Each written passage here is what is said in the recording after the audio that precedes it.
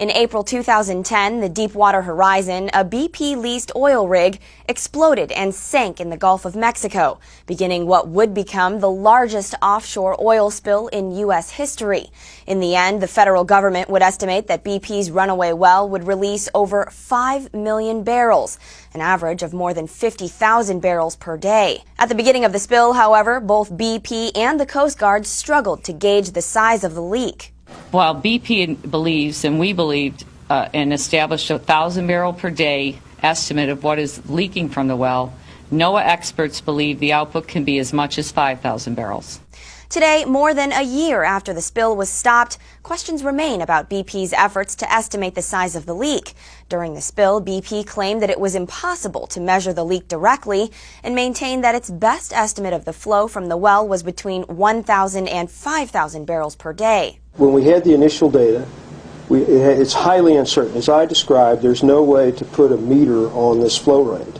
So the only thing we can do is make very basic estimates at the subsurface, monitor it, and actually then start to see what we see on the surface, and that's what we're doing. But an investigation by the Huffington Post found BP repeatedly mischaracterized its efforts to measure the leak during the spill and may have withheld important data on the flow rate from the federal response. One oil industry consultant involved in the effort to stop the leak told the Huffington Post that BP had the ability to calculate a much more accurate flow rate early in the disaster, but that these calculations were either never done or their results were not provided to the government. BP declined to answer any questions about its efforts to measure the leak. However, BP's attorneys recently acknowledged that the company faces multiple lawsuits alleging that it deliberately lowballed its estimates and that questions over the flow rate have become a critical issue in the litigation over the spill.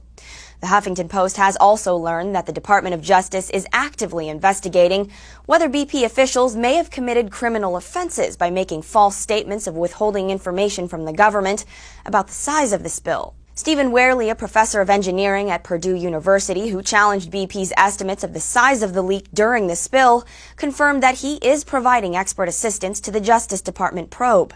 Wehrle testified before Congress during the spill that BP's estimates were unreasonably low. What is the likelihood that BP is accurate? I think there's no, I don't see any possibility, any scenario under which their number is accurate. The Justice Department declined to comment specifically on the criminal probe into the spill, but did confirm that it is active and ongoing. For the Huffington Post, I'm Christina Hartman.